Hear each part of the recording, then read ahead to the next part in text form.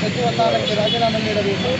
ದೇಶದ ಯುವಜನತೆ ಭವಿಷ್ಯಕ್ಕೆ ಧಕ್ಕೆ ತಂದಿರುವ ದೇಶದ ನೀಟ್ ಪರೀಕ್ಷೆ ಪತ್ರಿಕೆ ಸೋರಿಕೆ ಆಗಿರುವುದರ ವಿರುದ್ಧ ಇವತ್ತು ಸೋನಂ ವಾಂಗ್ಚುಕ್ ಅವರು ಸುಮಾರು 25 ದಿನಗಳ ಕಾಲ ದೆಹಲಿಯ ಜಂತರ್ ಮಂತರ್ನಲ್ಲಿ ಉಪವಾಸ ಸತ್ಯಾಗ್ರಹ ಕುಂತಿದ್ರು. ಅದಕ್ಕೆ ಅವರು ಕೇಂದ್ರ ಸರ್ಕಾರ ಯಾವುದೇ ರೀತಿ ಅವರಿಗೆ ಸ್ಪಂದನೆ ಮಾಡಲಿಲ್ಲ.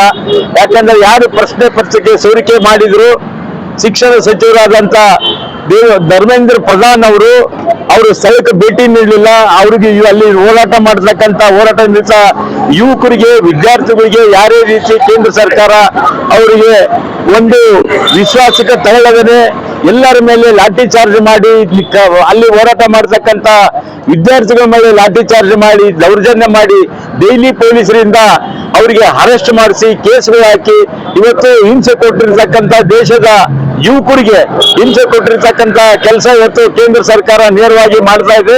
ಅದಕ್ಕಾಗಿ ದೇಶದ ಶಿಕ್ಷಣ ಸಚಿವರಾದ ಧರ್ಮೇಂದ್ರ ಪ್ರಧಾನ್ ಅವರು ರಾಜೀನಾಮೆ ಕೊಡಬೇಕು.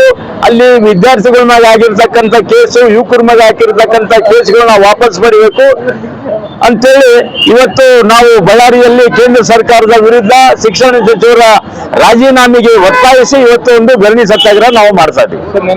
ನಿನ್ನೆ ನೋಡಿದ್ರಲ್ಲ ನೀವು, ಇಡೀ ದೇಶಾದ್ಯಂತ ಇವತ್ತು ಬಿಜೆಪಿ ಸರ್ಕಾರದ ವಿರುದ್ಧ ಧರ್ಮೇಂದ್ರ ಪ್ರಧಾನ್ ವಿರುದ್ಧ ಒಂದು ರಾಜೀನಾಮೆ ಒತ್ತಾಯಿಸಿ ಪ್ರತಿಭಟನೆ ಮಾಡಿದಾಗ ಪೊಲೀಸ್ ದೌರ್ಜನ್ಯದಿಂದ ಪೊಲೀಸ್ ಗೂಂಡಾಗಳ ರೀತಿಯಲ್ಲಿ ವರ್ತನೆ ಮಾಡಿ ಇವತ್ತು ಮಹಿಳೆಯರನ್ನ ಮಕ್ಕಳನ್ನ ಆ ರೀತಿ ದೌರ್ಜನ್ಯ ಮಾಡಿರೋದು ಖಂಡಿಸಿ, ಆಮೇಲೆ ಇಷ್ಟೇ ಮಾನ್ಯ ಪ್ರಧಾನಮಂತ್ರಿಗಳಿಗೆ ಮಾನ ಮರ್ಯಾದೆ ನಾಚಿಕೆ ಏನಾದರೂ ಇದ್ದೆ ಹಿಂದೆ ರಿಪಿ ಸರ್ಕಾರ ಇಂಥ ಸಮಸ್ಯೆ ಆದಾಗ ನಾವು ರಾಜೀನಾಮೆ ಕೊಟ್ಟಿದ್ದೀವಿ. ನಾವು ಅವ್ರ ಗಮನಕ್ಕೆ ಎಲ್ಲ ಇದೆ.